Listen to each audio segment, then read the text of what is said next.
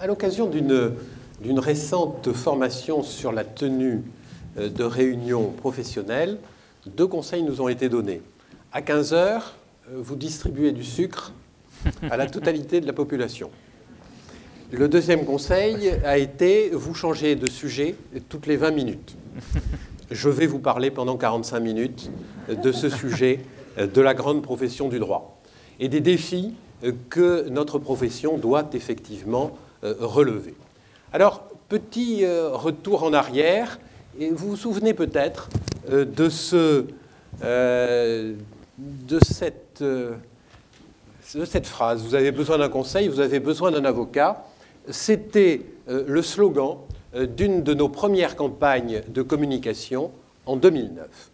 Et ce slogan résume finalement assez bien ce qui a été pendant un certain nombre d'années, un très grand nombre d'années, la stratégie de notre profession. Finalement, il s'agissait de placer l'avocat comme étant le seul qui puisse répondre aux besoins de conseil. Et pour cela, il y avait une solution, et cette solution, c'était la grande profession du droit.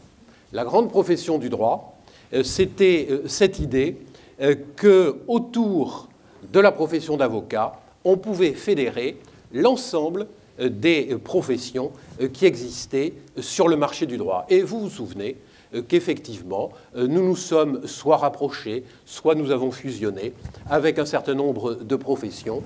D'abord, les avoués au tribunal, avant bien sûr la grande fusion avec les conseils juridiques, et puis plus récemment avec les avoués à la cour. Mais pour le reste, cette stratégie de la grande profession du droit, elle a malheureusement, au cours des dernières années, été sérieusement mise en échec. Il n'a jamais été véritablement question de fusionner ni avec les greffiers du tribunal de commerce, ni avec les administrateurs judiciaires. En ce qui concerne les professions qui sont aujourd'hui regroupées à l'intérieur de ce qui va être une grande profession de l'exécution, qu'il s'agisse des huissiers ou des commissaires-priseurs, et bien précisément l'organisation de cette nouvelle profession ruine toute possibilité de grande profession avec eux. Les CPI, nous avions effectivement organisé une fusion, elle avait été même votée à la fois au Conseil national des barreaux et en première lecture à l'Assemblée, mais il a finalement fallu y renoncer. Quant aux notaires, vous connaissez l'appétence qu'ils ont pour notre profession et notre fréquentation.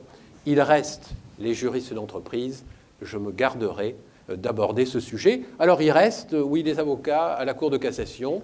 Ils sont 60, 80, et peut-être qu'effectivement la Commission européenne, vous avez vu les recommandations de la semaine dernière, peut-être que la Commission européenne les poussera, sinon à fusionner avec les Pékins que nous sommes, mais au moins les obligera peut-être à ouvrir un peu leurs portes. Alors, voilà ce qu'il en est de la profession, de la grande profession du droit, et c'est peut-être plutôt aujourd'hui, à travers la notion d'interprofessionnalité, que nous allons retrouver cette stratégie ou la poursuivre.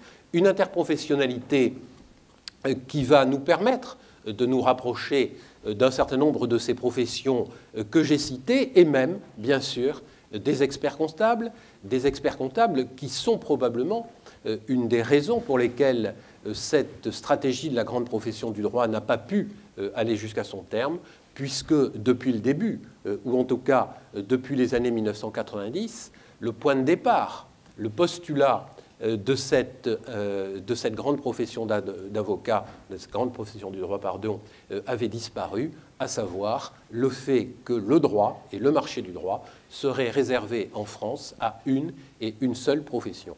À partir du moment où ce postulat n'était plus vérifié, du fait de l'entrée sur le marché du droit des experts comptables, la théorie de la grande profession du droit perdait bien sûr beaucoup de sa force. Et puis surtout, nous ne nous sommes jamais intéressés à la question préalable, c'est quand vous avez besoin d'un conseil, est-ce que véritablement vous allez vous adresser même pas à un professionnel du droit, mais à un professionnel tout court.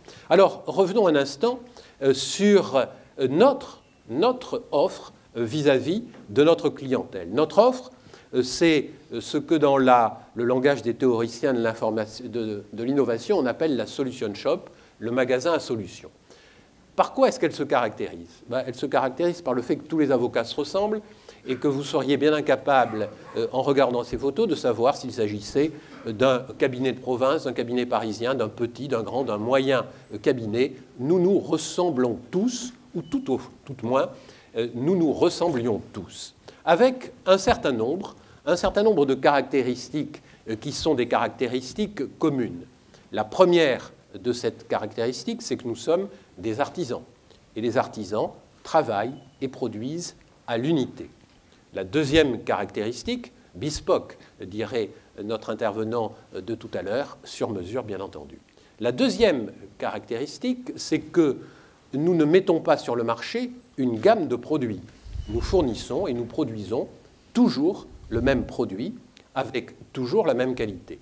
Jusqu'à présent, ni nos pratiques commerciales, ni du reste notre déontologie n'a jamais amené un seul avocat à expliquer à un de ses clients qu'il pouvait prendre le produit haute qualité, le produit de moyenne qualité, et puis vraiment le moins cher, pas de qualité du tout. Non.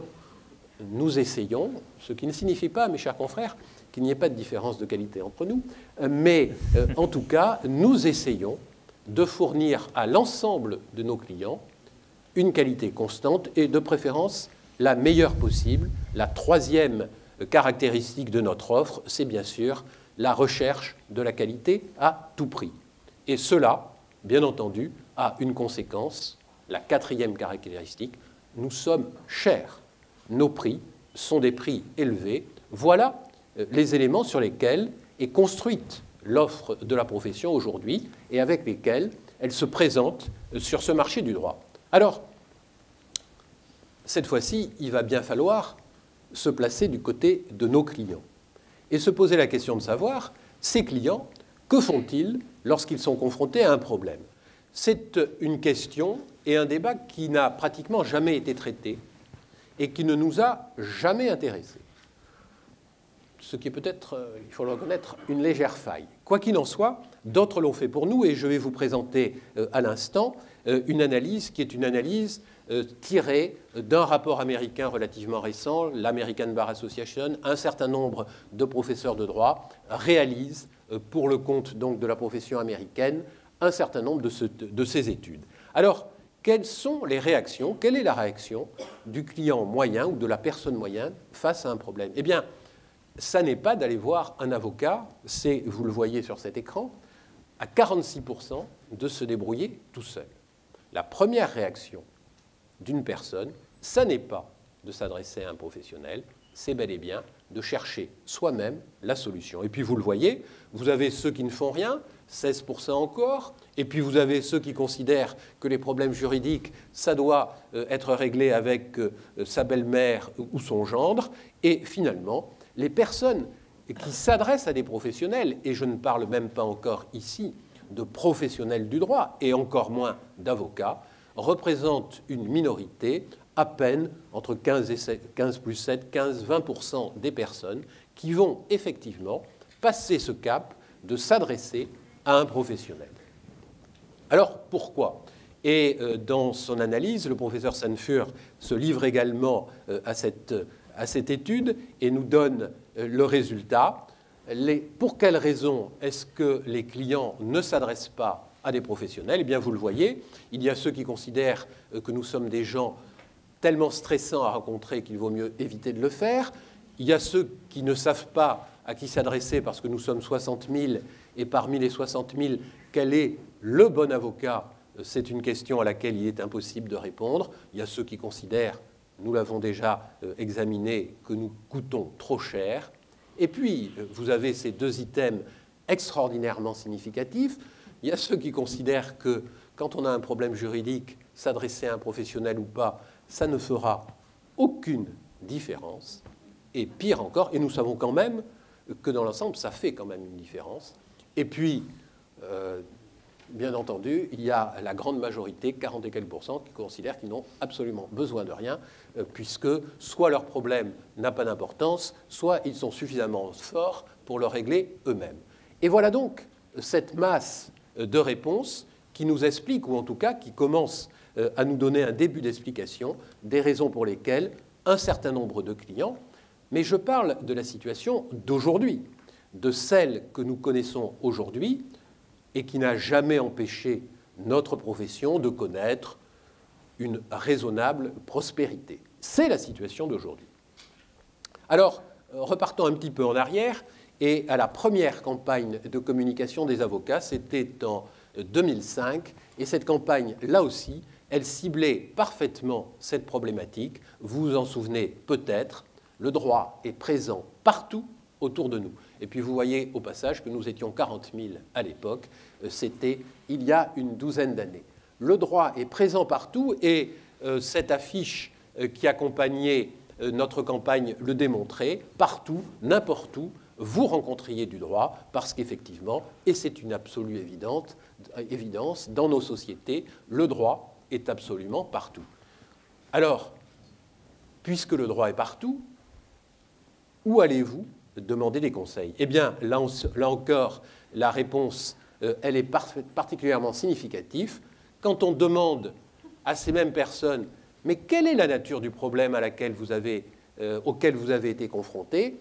Eh bien, alors, c'est une enquête américaine, donc évidemment, lorsque un Américain est licencié ou qu'il est renversé dans la rue, ça n'est ni la voiture ni l'employeur, c'est Dieu qui lui a envoyé une épreuve. Donc ça, c'est une petite particularité, mais peu importe.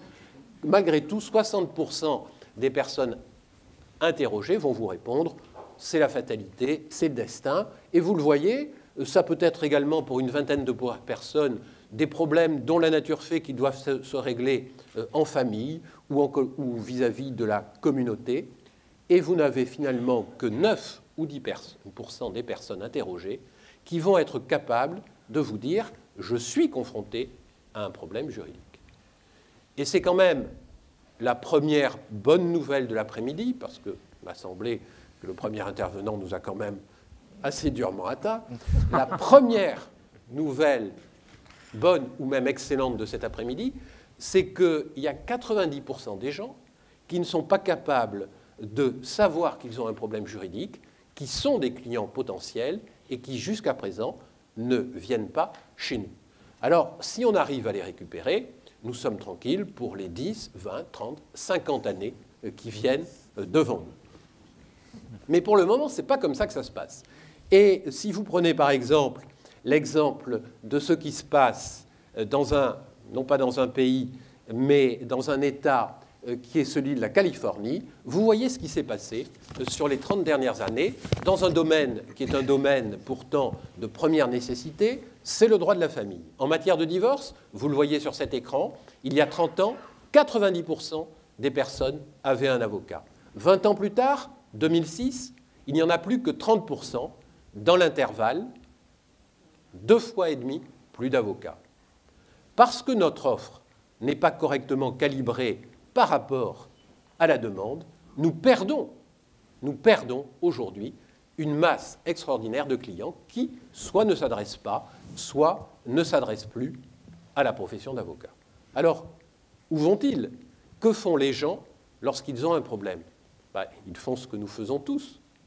Quand on a un problème, on sort son téléphone portable, on se connecte et on trouve la solution en ligne, comme celui qui est au premier rang ici, comme celui qui est au deuxième rang là-bas, comme tous vous le faites tout le temps, y compris dans toutes les circonstances. On se connecte et on s'adresse à cet immense réseau qui nous permet de trouver la solution à tous nos problèmes. Et il fallait bien que les problèmes juridiques connaissent la même évolution. Et c'est ce qui est arrivé. Si mes slides passaient comme elles auraient dû passer, c'est-à-dire avec une image par image et que je pouvais jouer et non pas passer de slide à slide, vous auriez vu monter les unes après les autres les 50 ou 70 petites images que je me suis tapé d'aller chercher sur Internet pour vous montrer ce qui s'est passé entre janvier 2016, où j'en avais trouvé 22, et juin 2016, où la deuxième partie de l'écran était à remplir. En quelques mois seulement, voilà ce qu'est devenu la LegalTech, avec quand même, le dernier qui arrivait, c'était Meilleurs Honoraires, parce que j'aime beaucoup Meilleurs Honoraires, puisque vous connaissez le système, c'est un mécanisme d'enchère descendante, et vous allez proposer, les personnes intéressées vont poser en ligne leurs questions, leurs problèmes, et disent quel est l'avocat qui traitera mon problème pour le prix le moins élevé. Un mécanisme qui, s'il était mis en place par notre ministère de la Justice pour régler la question de l'aide juridictionnelle, ferait que probablement nous n'en entendrions plus jamais parler. Mais je passe. Rassurez-vous, on n'est pas les seuls. Et si vous allez sur le site de Stanford, par exemple, vous trouverez cette liste des près de 600 sociétés de la Legal Tech qui, aujourd'hui, ont pu être recensées par l'université de Stanford. Ça n'est pas simplement une entrée sur le marché. C'est probablement également, sur le plan de la réglementation, une vraie question qui est posée à la profession d'avocat, parce que, prenons l'exemple de cette particularité, ces sociétés de la Legal Tech, ce sont les sociétés qui ne se contentent pas de donner des conseils, etc. Ce sont celles qui proposent, vous le savez, une assistance judiciaire. Et vous avez, d'une part, la galaxie Demandez Justice, dont tout le monde a entendu parler, mais vous avez également à vos litiges, etc., etc. Et puis, je suppose que si je vous demande de me dire, y a-t-il des personnes qui ont déjà été ou subi un retard en avion? Est-ce que vous pouvez lever le doigt? Merci. Il y en a qui ne prennent pas l'avion, apparemment. Quelles sont les personnes qui, ayant subi des retards, ont engagé des poursuites contre les compagnies aériennes? Donc, nous avons un pourcentage d'à peu près 4 ou 5% de personnes qui ont engagé des poursuites. Mais aujourd'hui, si vous allez sur Flightright, chaque fois que vous avez un retard d'avion, vous rentrez votre numéro de vol et votre numéro de billet, et on va vous proposer de prendre en charge le contentieux contre la compagnie aérienne, moyennant un honnête honoraire de résultat de 25%. Vous n'aurez rien à faire et tout sera fait par la machine. Et ce qui est passionnant, c'est que tout ce qui sera fait par la machine, c'est simplement l'application de la directive européenne, les une ou deux lettres banales qu'il faut faire dans ce cas-là. Donc voilà un exemple qui me paraît extraordinairement significatif de quelque chose qui aurait pu être inventé par un cabinet d'avocats, mais voilà, ça a été inventé par Flightright, et Flightright est installé à peu près partout dans le monde. Alors, revenons à Demandez Justice et essayons de comparer ce que fait Demandez Justice, un site Internet, et ce que fait un cabinet d'avocats. Alors c'est pareil, hein, ça aurait dû défiler par petits bouts, etc. C'était vachement bien fait, mais bon, je suis désolé, la technique m'a trahi.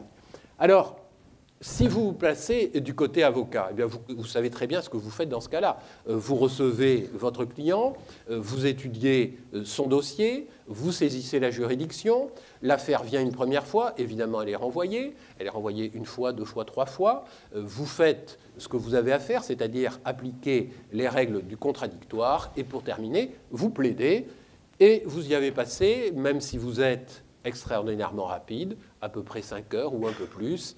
Et votre ticket d'entrée sera de combien? 1000, 1200, 1500 euros, parce que ce sont nos prix, et c'est ce que mérite le travail que vous aurez réalisé. Si vous vous connectez sur Demandez Justice, eh bien, vous aurez une mise en demeure qui sera générée automatiquement, et puis après, un logiciel déclinera quelle est la juridiction qui doit être saisie, et il ne se trompera pas, ou probablement pas, parce que c'est le logiciel de la chancellerie qui figure sur le site du ministère de la Justice. Et puis ensuite, vous aurez une saisine automatisée, et bien mieux encore, le système assurera le contradictoire en envoyant votre dossier à la fois au tribunal et à la partie adverse. Mais là, vous le savez, puisque c'est marqué, vous n'en avez que pour 89,90 €. Alors, il ne s'agit pas évidemment de comparer la première offre et la seconde. Ça n'a strictement rien à voir. Mais il y a deux choses. La première chose, c'est que, évidemment, on voit apparaître et on va voir apparaître une nouvelle clientèle qui ne pouvait pas accéder à notre offre et qui va accéder à cette offre nouvelle. Et ça n'est pas, là encore, une mauvaise nouvelle en soi, ne serait-ce que parce que de temps en temps, il y aura un avocat en face de ce nouveau justiciable qui saisira la juridiction. Mais par contre, ou en revanche, ce qui peut être plus gênant, et ce qu'il faudra sérieusement suivre, c'est de savoir si un certain nombre de personnes qui, parce qu'il n'y avait qu'une seule offre, la Rolls, dans le magasin, ne vont pas passer de l'autre côté en disant, ma foi, je m'achète le Solex, mais ça me suffit à moi. Donc, ça, c'est effectivement une question qu'on peut se poser.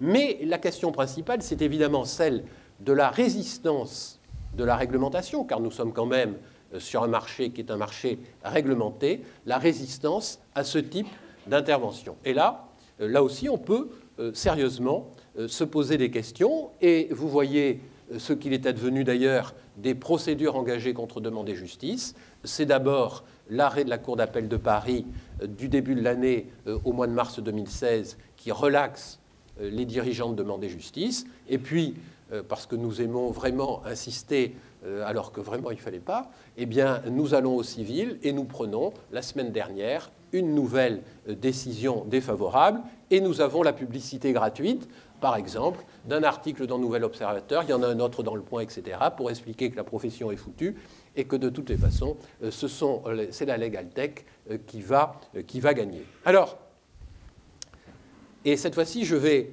me référer à une enquête qui a été faite, et je salue Dominique Chevalet qui l'a présentée au CCBE il y a quelques semaines.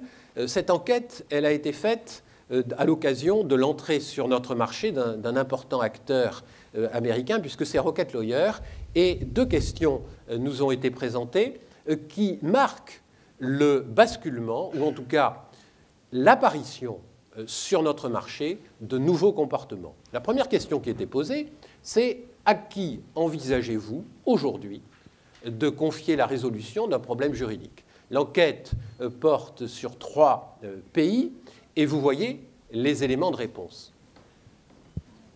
Alors, vous remarquez, il y a France, Espagne, Pays-Bas.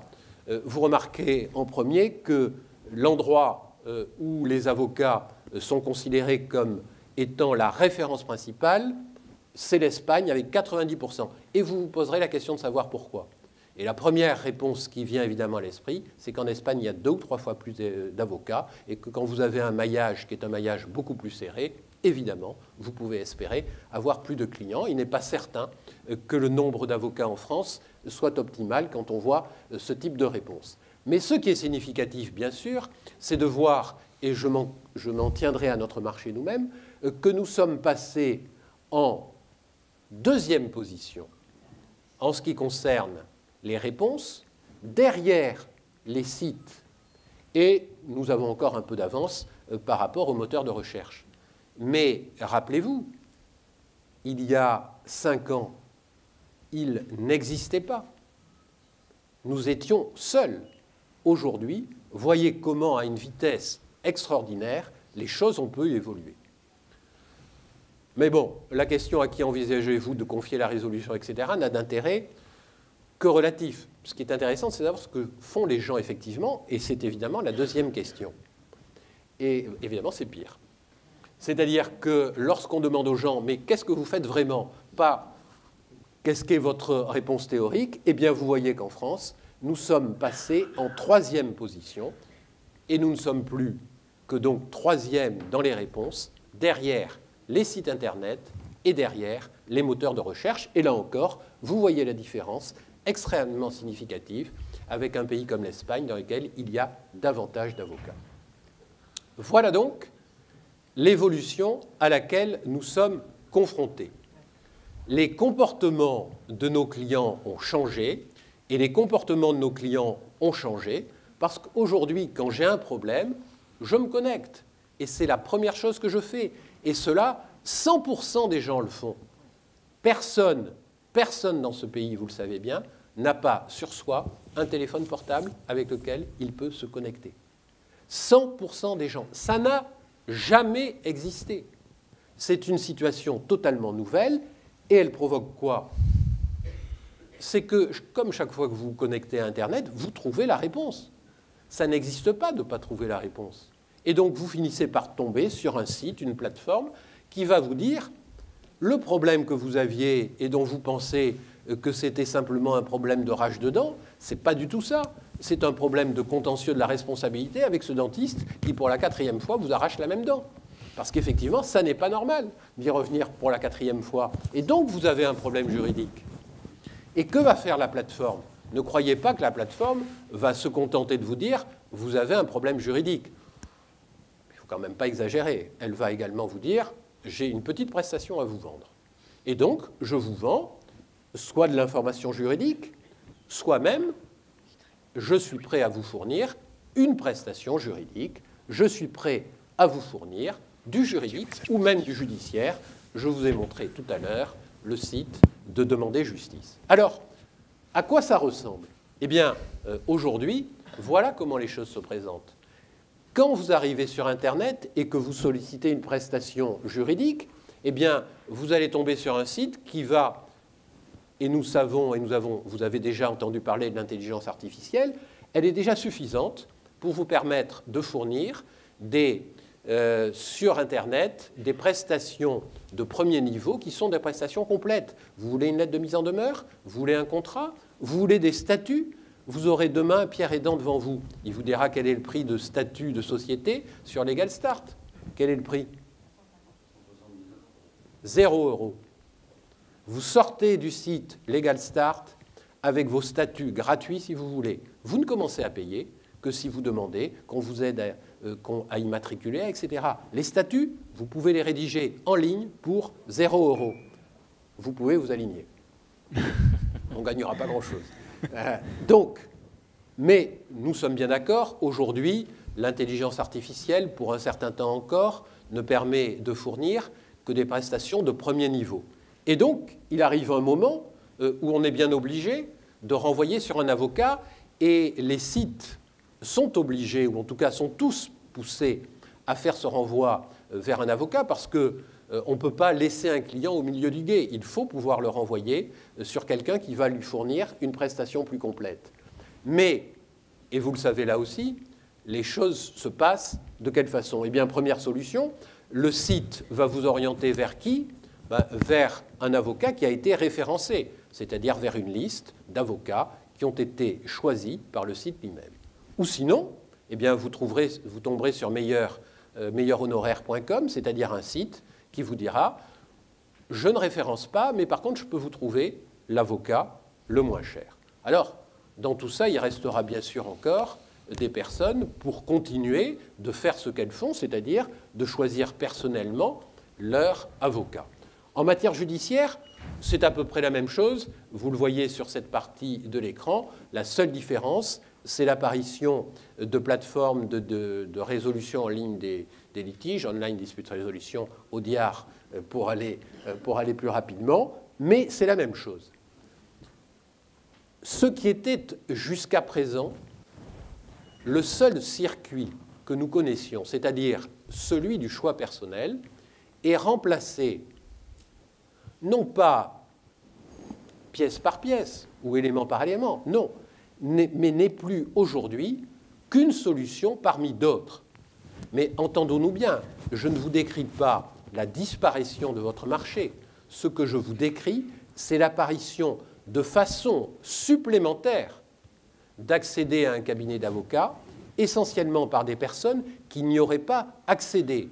Ce que je vous décris, ce n'est pas la disparition de votre activité, c'est l'élargissement des façons dont une personne va pouvoir accéder au droit et à la justice. Ça n'est donc pas nécessairement une nouvelle catastrophique, à condition de vous repositionner par rapport à ce nouveau marché. Alors, voilà ce qui est en train de se passer. Vous avez des acteurs qui rentrent sur le marché du droit et qui viennent vous dire « je suis là pour vous aider à qualifier votre problème, je suis là pour vous donner de l'information en ligne, je suis là pour vous fournir des solutions automatisées, je suis là pour vous aider à choisir un avocat » et qui donc vous cantonne, vous, avocat, dans le rôle un peu fâcheux. Vous aviez l'habitude d'être en contact direct avec votre client, vous n'êtes plus que prescrit par un homme au milieu qui est venu se placer entre vous et votre client. mais vous avez la possibilité de faire la même chose. Vous avez les mêmes outils. Il n'y a pas de miracle technologique, il n'y a pas d'interdiction d'utiliser ces outils. Vous pouvez faire la même chose, c'est-à-dire que vous pouvez à votre tour remonter cette chaîne pour être le premier à dire à la personne qui a rencontré un problème juridique, vous avez un problème juridique et donc vous avez besoin de moi. Et la deuxième bonne nouvelle, c'est que si vous faites ça, vous allez déjà être débarrassé de 70% de nos confrères. En France, aujourd'hui, un cabinet sur 3 est équipé d'un site Internet. Si vous allez sur Internet, vous ne trouverez plus que 17 ou 18 000 avocats. Est-ce que vous connaissez un endroit où vous êtes débarrassé d'un seul coup d'environ 40 000 confrères? Alors, je crois qu'il n'y a pas à hésiter. Internet est aujourd'hui non seulement l'endroit où vous allez pouvoir trouver des clients, mais c'est aussi l'endroit où vous ne trouverez pas vos confrères. Et si vous en voulez un exemple supplémentaire, voyons ce qui s'est passé avec la plateforme de la profession. 6 mois après son lancement, 5 000 inscrits. Si vous reprenez les chiffres qui ont été annoncés, au mois de juin, c'est-à-dire 2 mois après le lancement, on était à 4 500. Donc c'est bien une courbe de Gauss. Donc elle est redescendue aussi rapidement qu'elle était montée. Il n'y aura jamais plus, ou un peu plus, mais il n'y aura jamais plus que 5 000 inscrits sur la plateforme de la profession. 55 000 avocats ne s'inscrivent pas sur une plateforme gratuite qui leur permet d'avoir une visibilité sur Internet. Aujourd'hui, les avocats ne sont pas investis sur Internet, alors que c'est là qu'ils peuvent multiplier leur marché par un facteur pratiquement de 10. Donc, évidemment, c'est là qu'il faut aller. Alors, est-ce que c'est compliqué? Non, c'est drôlement facile. Alors, pas compliqué. Vous cherchez, vous adressez à des intervenants comme celui qui a entamé l'après-midi, et vous déterminez assez vite quels sont les éléments du futur. Voilà à peu près 8 technologies qui vont apparaître d'ici l'année 2020.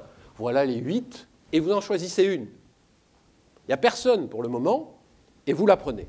Donc moi, il y a 2 ans, mon épouse m'a offert pour Noël un drone à piloter. Bon, la première chose que j'ai fait, c'est l'envoyer directement dans le mur d'en face. J'ai trouvé ça extrêmement compliqué à gérer sur le plan, mais je pense que ma fille aurait fait beaucoup mieux. Mais du coup, je me suis rabattu sur le droit et j'ai donc fait un article sur les drones. Et je l'ai publié sur Internet. Et maintenant, je suis en première page de Google lorsqu'on tape les mots « drone » et « juridique ». Simplement parce que j'ai fait un article et un seul sur le fait qu'on m'a offert, j'ai reçu un drone en cadeau de Noël, hein, un Paro. Bien, hein, d'ailleurs. Mais bon, donc simplement en faisant ça, vous vous retrouvez où ça, en compagnie sur la première page de Google, d'abord d'aucun avocat, et en second lieu, auprès de gens aussi honorables que le Sénat et ses articles sur le régime juridique des drones, la filière drone juridique, la réglementation des drones, etc. Vous êtes immédiatement visible si vous vous donnez la peine, si vous faites l'effort d'avoir une stratégie numérique. Alors je pense qu'on vous en parlera demain de manière beaucoup plus détaillée et beaucoup plus sophistiquée, mais de grâce, ne croyez pas que ce soit compliqué. La deuxième, oui Stéphane, tu le feras très bien. La deuxième possibilité, c'est évidemment de collaborer avec les plateformes. C'est-à-dire de dire, mais est-ce que je travaille ou est-ce que je ne travaille pas avec une plateforme? Je pense que Eurojuris a suffisamment réfléchi à cette question pour que, là encore, je n'ai pas besoin d'insister davantage. Ce que je voudrais dire, c'est qu'il y a 4 problèmes à régler. Une plateforme, elle a 4 fonctionnements ou 4 actions sur le marché. D'abord, elle est susceptible de délivrer un service juridique. Donc c'est vrai que ce service juridique, ça n'est pas vous qui le rendrez. Si vous associez, si vous êtes présent sur Legal Start, ça n'est pas vous qui ferez les statuts. Mais les statuts sont vendus 0 €. Cette plateforme, elle peut également orienter le choix vers vous ou vers un concurrent. À vous de choisir ce que vous préférez. Un troisième élément, c'est qu'effectivement, cette plateforme est susceptible de capter une partie de la valeur. D'abord parce qu'elle aura produit, et puis parce qu'il n'est pas certain qu'elle vous demandera, qu'elle vous accueillera gracieusement, et il peut y avoir là aussi un débat. Et le quatrième élément, c'est que cette plateforme est susceptible de fixer un certain nombre de règles à votre activité. Et c'est la raison pour laquelle, effectivement, il faut débattre avec les plateformes de la relation qu'elles doivent avoir avec la profession d'avocat. Mais si ces 4 problèmes sont réglés, eh bien, évidemment, il y a un champ à examiner et à étudier sur la collaboration ou le travail avec les plateformes. Et puis sinon, vous pouvez vous-même inventer, là encore, votre stratégie Internet. Prenons un exemple, c'est un confrère du sud de la France. Eh bien, lui, il a choisi de faire quoi ? De faire ce que fait Demander Justice, c'est-à-dire qu'il propose de mettre fin à votre litige, pas pour 82 € ou 89,90 € comme le fait Demander Justice, mais pour 69,90 €. Enfin, à partir d'eux. Parce que, là aussi, vous connaissez les 2 principes du marketing, c'est soit la porte au nez, soit le pied dans la porte. Ça, c'est le pied dans la porte, 69,90 €. Maintenant, vous êtes dans le magasin, on vous vendra peut-être autre chose que les 69,90 €. Deuxième solution, faire basculer votre offre en ligne, et c'est l'exemple d'AGN Avocat, avec la possibilité de gérer votre divorce en ligne pour un prix dont vous avez compris qui reste raisonnable, mais dont vous avez compris qu'il a été calculé pour ne pas dépasser la barrière des 1 000 €, parce qu'il y a certains chiffres symboliques, et AGN, par exemple, vous propose d'organiser et de gérer votre divorce en ligne. Et puis, vous pouvez également prendre en considération et utiliser ce qui, aujourd'hui, est l'industrialisation d'un certain nombre de contentieux. Je suppose que vous connaissez tous le contentieux du TEG, ceux qui défendent les banques comme moi, ou ceux qui poursuivent les banques comme, merci mes chers confrères, un certain nombre d'entre vous. Voilà un contentieux qui n'existait pas il y a encore 4 ou 5 ans et qui, aujourd'hui, fait 20 ou 25% du contentieux civil des juridictions de l'ensemble du pays. Eh bien, ce contentieux, c'est un contentieux que vous pouvez capter et que vous pouvez industrialiser. Voilà ce que fait ce cabinet dont je vous présente le site. Une offre gratuite, produit d'accueil, le pied dans la porte. Je vais expertiser votre contrat gratuitement. Et puis vous verrez ensuite. Vous verrez ensuite, eh bien, soit vous me prenez la procédure amiable, prix forfaitaire plus, bien sûr, honoraire de résultat, ou alors le complet, le package complet, la voiture avec toutes les options, c'est-à-dire la procédure judiciaire. Et vous êtes inquiet? Vous avez peur de perdre?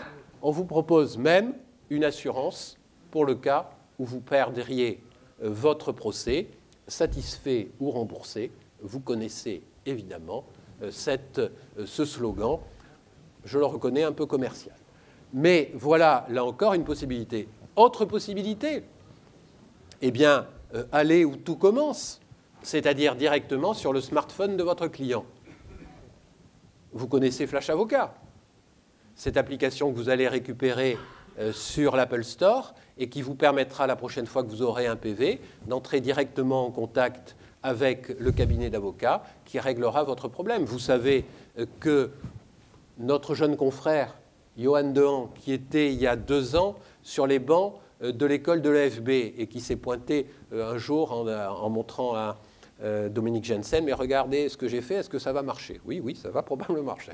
Ça va d'autant mieux marcher que ça marchait déjà où ça, en Californie, que ça marchait également à Londres, où des dizaines de milliers où ces applications ont provoqué des dizaines de milliers de contentieux et ont d'ailleurs fait s'effondrer les systèmes de paiement des amendes de la circulation de la ville de Los Angeles et aujourd'hui de celle de Londres. Eh bien, voilà, là aussi, une possibilité, être là où tout commence, c'est-à-dire sur le smartphone de votre client. Ah, ça ne va pas être facile, parce que ce jeune avocat est inscrit à un barreau, et non des moindres. Et que fait son barreau pour l'encourager? il le poursuit, bien sûr. Il le poursuit et vous lirez quand même la décision du Conseil de l'ordre qui vient d'être réformée par la Cour d'appel de Paris, dans laquelle on apprendra que, bien sûr, utiliser le mot avocat, ça n'est pas autorisé, mais ça, vous le savez déjà, parce que c'est privé l'ensemble de la profession de son nom, mais que la référence à flash avocat laisse supposer qu'on est rapide comme l'éclair. Et dire que l'on est rapide comme l'éclair, c'est probablement diffamer l'ensemble de ses confrères et laisser penser qu'ils sont lents comme des bœufs. Donc, il faut changer de nom. Voilà quand même la délibération qui a été réformée par la Cour d'appel de Paris. Alors, mon seul message, c'est simplement de vous inciter, et le barreau de Paris sait le faire bien sûr, avec des initiatives comme l'incubateur, c'est de vous inciter évidemment à innover. Et innover, ça veut dire effectivement se saisir de ces technologies de l'information, se saisir de ces outils qui ne sont pas réservés aux autres et que vous pouvez parfaitement utiliser, et pousser un petit peu votre ordre à faire un petit peu mieux que ce que fait ou ce qu'a fait cette année un ordre du sud de la France en proposant comme seule innovation la réinvention de la robe d'avocat.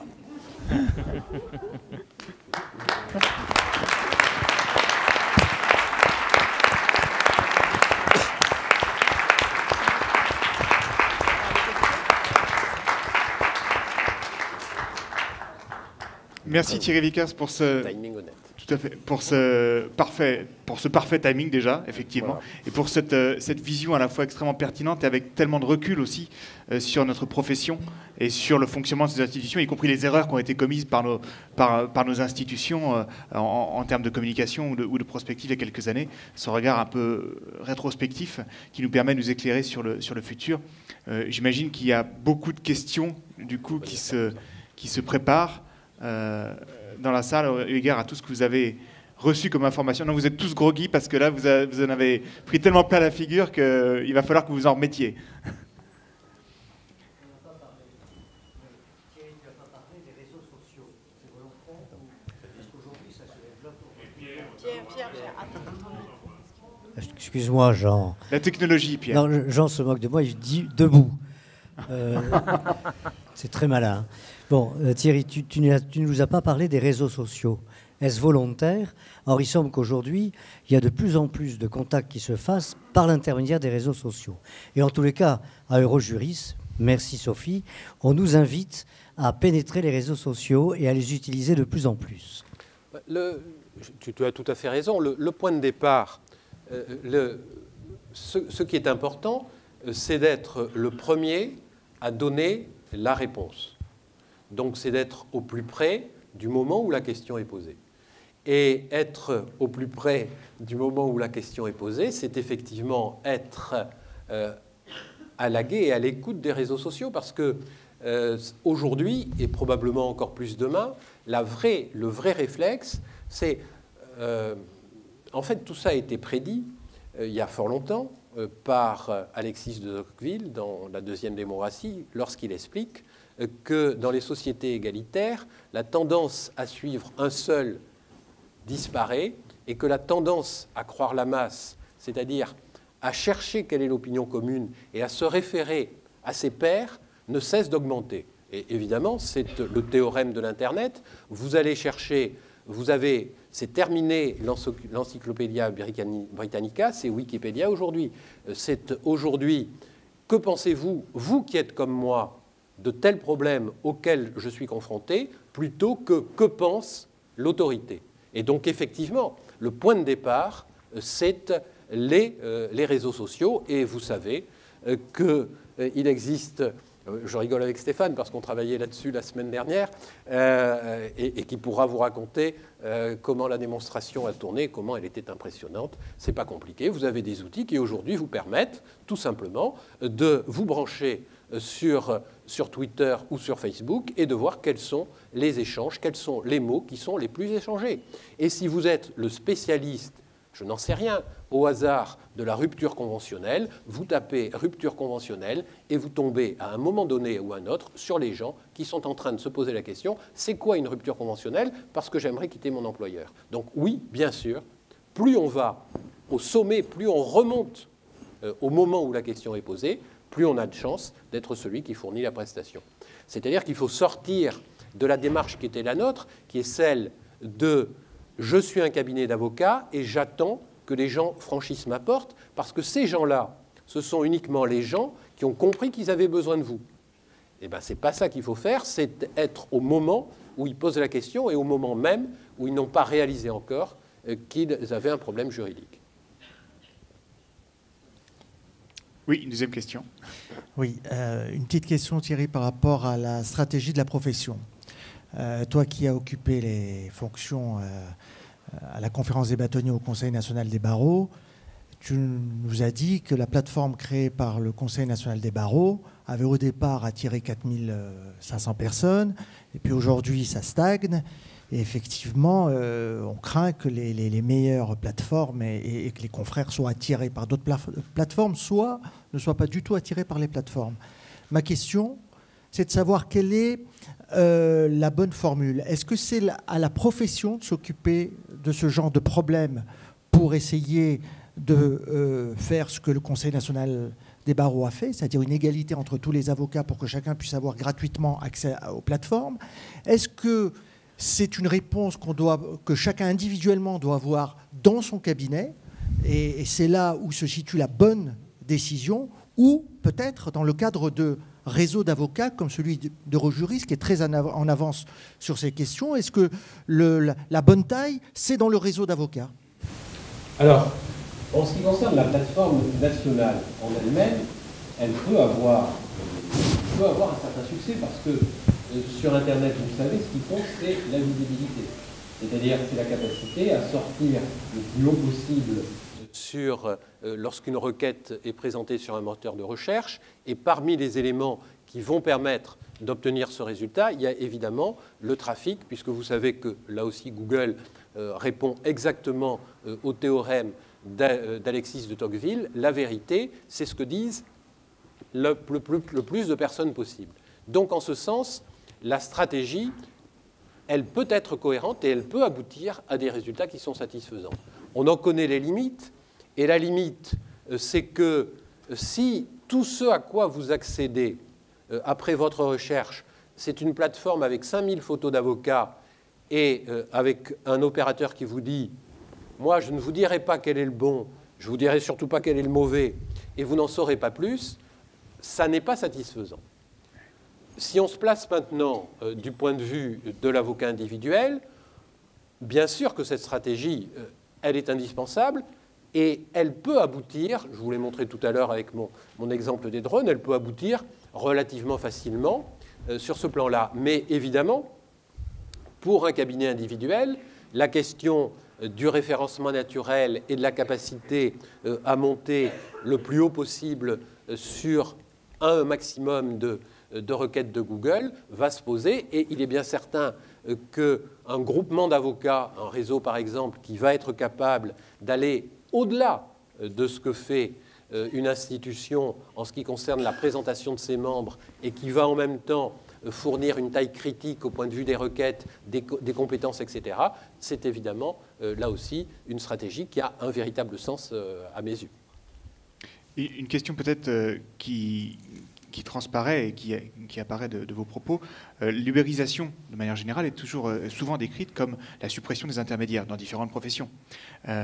Pour le coup, on décrit à ce moment-là l'apparition ici, entre le justiciable et l'avocat, d'intermédiaires. Donc est-ce que l'ubérisation chez nous serait l'inverse dans d'autres secteurs économiques, une apparition d'intermédiaires? Mais l'ubérisation, c'est-à-dire l'apparition du Uber, c'est bien l'apparition d'un intermédiaire entre le client et le prestataire. Le phénomène d'Internet, c'est effectivement le remplacement d'un certain type d'intermédiaire par un autre type d'intermédiaire, mais il y a quand même Man in the Middle, et c'est la plateforme Uber, et on entend suffisamment parler au cours des derniers jours du coût que représente ce nouvel intermédiaire, 25% sur le prix de la course. C'est évidemment quelque chose de lourd. Donc, le schéma tout à l'heure que je vous ai présenté, c'est bien effectivement l'apparition, si nous n'y veillons pas suffisamment, d'une entreprise, enfin d'une entité qui, parce qu'elle a répondu à la question initiale, va se placer au milieu et va pouvoir être le prescripteur.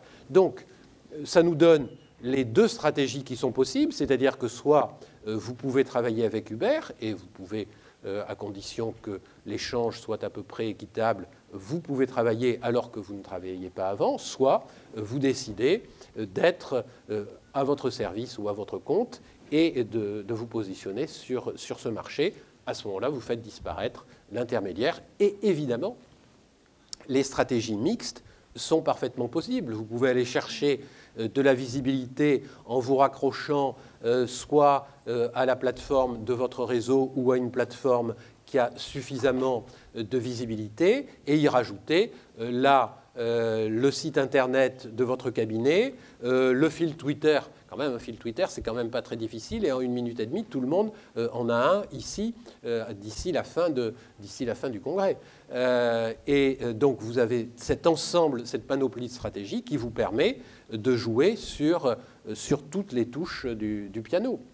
Et pour la première fois, vous êtes en possession d'outils qui ont une puissance qui est une puissance extraordinaire et qui sont accessibles à tous, alors que lorsqu'on nous a ouvert la publicité il y a quelques années et que les premières publicités sont parues, c'était le cabinet Thieffry, je crois, qui a été le premier à publier en achetant un emplacement dans le monde, eh bien, il y avait combien de cabinets en France qui étaient capables de faire ça? Aujourd'hui, n'importe quel cabinet, le plus petit comme le plus grand, sur le plan des moyens, est en mesure d'avoir une capacité de stratégie Internet. Par contre, ce qui serait faux, c'est de penser qu'un cabinet individuel peut réaliser l'investissement nécessaire, etc., pour être constamment présent. Et c'est là qu'évidemment, le regroupement des forces me paraît être une évidence absolue, une nécessité en tout cas. Une question de Jérôme Depente. J'ai été tout à l'heure intrigué par la présentation que vous avez faite des données statistiques. Notamment, c'était la slide relative au divorce en Californie et au recours à l'avocat. C'est des données américaines, où on sait que l'avocat a une notoriété, ou du moins avait un accès au client beaucoup plus développé, ou que le client avait un accès à l'avocat beaucoup plus développé. C'est des données qui mettent en évidence le fait qu'en réalité, au bout de quelques années, on va moins voir l'avocat. Peut-être parce qu'effectivement, on dit aux États-Unis qu'il vaut mieux être une souris dans la bouche du chat qu'un client entre les mains d'un avocat. Ça, c'est la petite histoire, c'est la blague. Ça veut dire aussi que le métier n'est peut-être pas à la hauteur du service qu'attend le client. Mais vous nous dites ensuite, et on fait là la réponse française à une observation américaine, que par plus d'innovation, on a une chance d'aller se positionner à la rencontre de nos clients, notamment sur Internet. Mais les Américains qui font tout 10 ans avant nous et qui sont très bons dans les réseaux sociaux et dans l'innovation également, l'ont fait avant nous. Or, la statistique vient démontrer qu'en fait, c'est peut-être pas aussi pertinent. Et c'est ça qui m'inquiète. Alors, l'exemple américain n'est donné que parce que, effectivement, des études ont déjà été réalisées aux États-Unis depuis un certain nombre d'années sur ce qu'ils appellent the Justice Access Gap, c'est-à-dire ce trou dans l'accès à la justice. Ce trou dans l'accès à la justice aux États-Unis, il a de multiples causes qu'on ne va pas nécessairement retrouver de ce côté de l'Atlantique. En revanche, les études dont nous disposons, et la première des études que nous avons pu avoir, c'est celle qui avait été faite à l'occasion de la discussion sur la loi pour la croissance, l'activité et l'égalité des chances. C'était cette étude qui avait été publiée par l'IGF et qui révélait que dans notre pays, un Français sur deux n'était jamais rentré dans un cabinet d'avocats. Or, d'autres études qui touchent un ensemble de pays, y compris des pays développés, et notre expérience à nous-mêmes démontre que tout individu normalement constitué est malheureusement pour lui confronté tous les 2, 3, 4 ans à un problème juridique suffisamment grave pour justifier une réponse qui puisse être une réponse soit judiciaire, soit en tout cas avec l'assistance d'un professionnel. Donc le point de départ, ce point de départ qui est l'existence d'un marché latent relativement important et peut-être même très important, je crois qu'il est parfaitement transposable. Ensuite, pour les réponses, il faut là aussi reprendre les situations de chacun des pays. Aux États-Unis, vous savez par exemple que l'activité judiciaire a totalement disparu. Si vous prenez les courbes statistiques de l'activité judiciaire aux États-Unis, le coût d'un litige en système accusatoire est devenu tellement exorbitant. Vous avez cet exemple qui date d'il y a 8 ou 15 jours. C'est une histoire, je n'ai pas suivi dans le détail, mais je crois que c'est un catcheur célèbre américain qui a été diffamé et qui a été obligé de faire une procédure pour obtenir des dommages-intérêts qu'il a obtenus. Il a obtenu comme 7, 10, 15 millions de dollars. Et ce qui a été significatif, c'est qu'il a été soutenu dans son combat par... Il est assez friqué, mais il a été soutenu par un milliardaire américain qui a mis à sa disposition, etc. Et quand le procès a été gagné, ce milliardaire américain a indiqué « Oui, notre système judiciaire est trop coûteux pour pouvoir être accessible à des gens qui sont millionnaires en dollars, mais simplement en unités, c'est-à-dire qui ont moins de 10 millions de dollars de fortune personnelle. » C'est extrêmement significatif du fait que c'est un système qui est complètement inaccessible aujourd'hui. Vous savez également que le système de legal aid américain est concentré uniquement sur le pénal depuis un arrêt de la Cour suprême qui s'appelle l'arrêt Gideon, et qu'il n'y a jamais eu de ce qu'ils appellent un civil Gideon, c'est-à-dire la possibilité d'avoir une défense gratuite lorsque vous êtes dans le domaine civil. Avec tous les défauts que nous connaissons, nous avons malgré tout un système judiciaire qui est extrêmement bon marché d'accès. Vous avez vu que vous pouvez y accéder avec demande de justice pour 89,90 € ou avec notre confrère Salle pour 69,90 €. Nous avons un système d'aide judiciaire, là encore, certes perfectible, mais qui est beaucoup plus vaste. Nous sommes donc sur un marché qui est un marché différent. Ensuite, si vous me dites prédisez-nous l'avenir, etc., non, je suggère un certain nombre de choses et nous verrons comment les choses évoluent. Mais il n'empêche que si on prend l'exemple du développement de la legal tech, soit tout le monde se trompe, tout le monde court vers le débordement, soit il y a des leçons à en tirer pour notre profession. Merci Thierry Vickers. Prédire l'avenir est un exercice en soi et notre prochain intervenant s'y prête depuis de nombreuses années. Ah, nous avons une dernière question. J'ai une dernière question sur le positionnement des avocats généralistes. On voit que dans le numérique, l'expert est the winner takes it all. C'est-à-dire que l'expert dans les drones, l'expert dans les PV prend tout le marché et prend toute l'image. Aujourd'hui, beaucoup des avocats sont généralistes. Est-ce qu'ils vont devoir devenir multispécialistes sur plein de petites niches ou est-ce qu'il y a un avenir dans cette organisation numérique pour l'avocat généraliste? Alors, je reprendrai un exemple. J'ai cité tout à l'heure le site d'AGN Avocat, le site Internet. Mais vous savez que cette chaîne d'avocats a également puisque finalement c'est la première franchise véritablement qu'on connaisse dans notre pays, cette franchise s'appuie sur quoi? Sur un concept extrêmement simple qui est celui de la boutique ouverte sur rez-de-chaussée, sur la rue. Et c'est Frédéric Moréas et comment il s'appelle enfin, je ne me souviens plus de leur prénom, pardon, ont tous les deux au départ, qui sont deux jeunes Toulousains, donc qui s'installent à Paris dans le 15e arrondissement, donc zéro réseau, zéro relais pour faire tourner le cabinet, et qui vont simplement imaginer ce concept d'un magasin ouvert sur la rue avec les prix annoncés dans la devanture et non pas les spécialités, mais les activités dominantes qui sont extrêmement généralistes, droit de la famille, droit du travail, etc.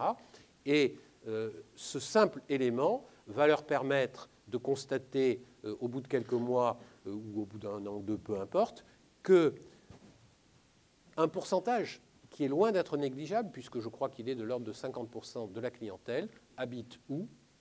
Dans un rayon de 400 mètres. Est-ce que votre cabinet de généraliste travaille sur la clientèle qui est située dans un rayon de 400 mètres? Réponse, non.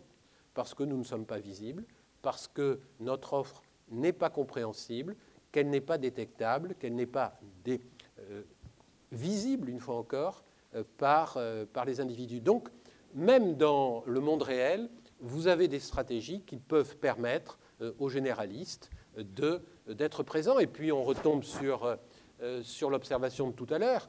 Certes, si vous faites un site de généraliste, etc., vous risquez de ne pas être visible, mais si vous vous adossez à un réseau qui va être capable d'afficher un ensemble de spécialités et donc un ensemble de compétences, vous allez pouvoir probablement être tiré par cette locomotive.